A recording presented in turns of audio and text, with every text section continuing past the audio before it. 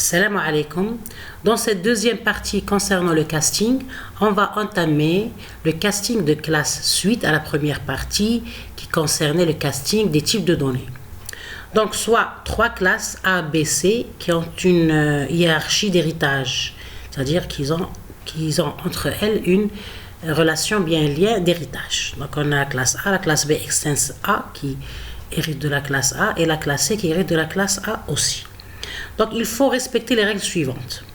On peut convertir n'importe lesquels de ces éléments, A, B et C, dans object. C'est-à-dire, on peut instancier A, B, C dans une instance de object, car toutes les classes Java héritent de object.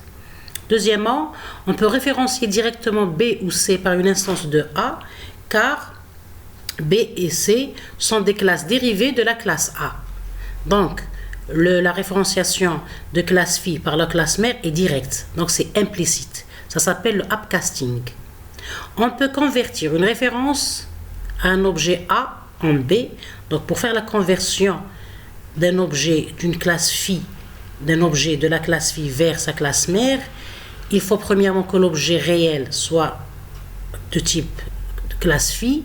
Ça s'appelle le downcasting. Ça se fait explicitement en codant un opérateur de casting, c'est-à-dire, entre parenthèses, on doit écrire avant d'instancier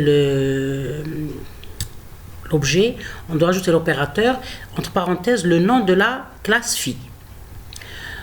Troisièmement, concernant les classes B et C qui n'ont aucune relation entre elles, on ne peut pas référencier, c'est-à-dire l'une par rapport à l'autre, c'est-à-dire on ne peut pas faire de casting car toutes les deux sont indépendantes. Bien. Donc ici, on va entamer l'exemple suivant. On a une classe colorée qui étant une classe point. Donc tout objet de la classe phi colorée est aussi une instance de la classe mère point. Donc c'est un uppercasting. Mais le contraire n'est pas vrai. C'est-à-dire toute classe phi, toute classe mère n'est pas aussi une instance de la classe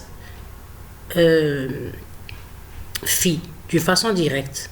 Néanmoins, pour convertir un objet référencié par la classe mère point en une référence de sa classe phi colorée, pour pouvoir bien sûr utiliser les champs spécifiques de la classe phi, il faut faire une conversion de classe ou bien un casting. Ça s'appelle le downcasting parce qu'on va de la classe phi vers la classe mère. Et le uppercasting, on va de la classe mère vers la classe phi. Bien. À l'exécution, si on applique une conversion de classe qui se trouve être illégitime, c'est-à-dire qui est contre les règles qu'on a citées, on aura une erreur de compilation. C'est une exception de type qui est lancée et ça s'appelle java.long.class_cast_exception. Bien. Donc on va essayer de faire cet exemple-là dans l'IDE Eclipse. Donc j'ai déclaré une classe mère point avec deux attributs x et y, bien sûr de visibilité protected. Il y a le constructeur de la classe point qui est paramétré par les deux paramètres A et B, et puis une méthode affiche qui affiche les coordonnées x et y. On a une première classe phi colorée extends point qui a comme un attribut spécifique couleur. On a ici le constructeur de la classe phi et bien sûr on remarque ici, comme rappel, on remarque ici qu'il y a le constructeur de la super classe, de la classe mère, pour pouvoir bien sûr utiliser les informations de la classe mère. Et puis on a ici une redéfinition, c'est-à-dire un polymorphisme par héritage de la méthode affiche avec le coordonnées plus la couleur. Aussi, on a une deuxième classe phi dessinée qui a comme attribut spécifique type et on a toujours le constructeur. Troisièmement, le polymorphisme d'héritage. On a ici un affichage des coordonnées plus le type du dessin. Bien. Dans la classe test qui contient la classe main, premièrement, j'ai créé un objet avec la classe object. Donc, un objet de la classe point. Puis, j'ai fait ici une égalité entre, c'est-à-dire une référenciation entre la classe point P1, l'objet P1 et l'objet O1 qui était, c'est-à-dire créé par la classe mère object. Donc, je remarque ici qu'il y a une croix rouge. Je clique dessus, je vois qu'il y a add cast to point, donc une erreur de casting. Donc je clique dessus, il me crée ici un opérateur de casting point, bien sûr, c'est-à-dire on a entre les deux parenthèses le nom de la classe phi par rapport à la classe object qui est une classe c'est-à-dire toutes les classes Java héritent de la classe object. Bien. Et puis j'ai fait appel à la méthode de la classe mère bien de l'objet P1. Maintenant, on va voir ce casting vis-à-vis des classes qu'on a définies, qu'on a déclarées, la classe colorée. Donc, j'ai créé une instance de la classe colorée. Puis, je vais utiliser le upcasting. Le upcasting, il est implicite, il est direct. Je fais P1 égale à P2. Donc, je crée une instance je référencie la classe, c'est-à-dire une classe phi, par la classe mère. Donc, P1 égale à P2 et je fais appel à la méthode affiche. Le downcasting, je ne peux pas faire P2 égale à P1, c'est-à-dire référencier la classe mère par sa classe phi. Parce que si j'enlève ici cet opérateur et je mets P2 égale à P1, j'ai ici une erreur, une croix rouge. Je clique dessus, donc create, ou bien il y a plusieurs, c'est-à-dire façons de le faire, ou bien je crée une. Donc ici, P2 égale à P1.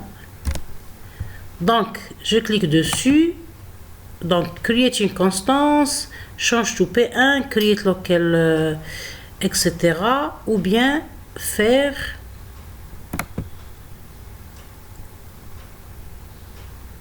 non, je voudrais changer. Donc, P2 égale à P1. Qu'est-ce que je vais faire si je crée ici color P1. Donc, normalement,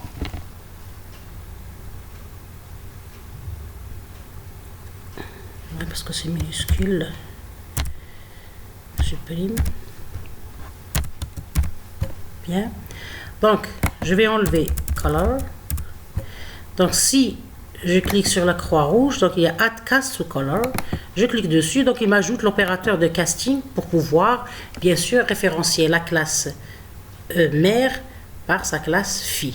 Donc, si j'exécute, j'ai ici l'affichage. Premièrement, P1.affiche, c'est la méthode de la classe mère.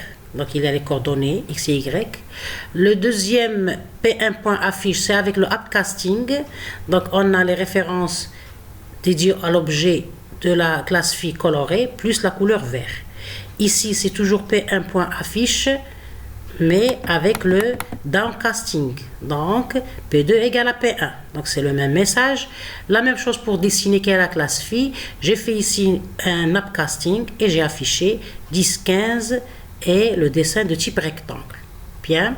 Donc, la même chose ici. Si je voudrais faire P3 égale à P1, donc j'aurai une erreur ici, bien sûr, une exception, add cast to dessiner. Donc, si il va m'ajouter l'opérateur de casting dessiné de le nom de la classe phi entre parenthèses et je fais l'appel de la même méthode, toujours avec P1.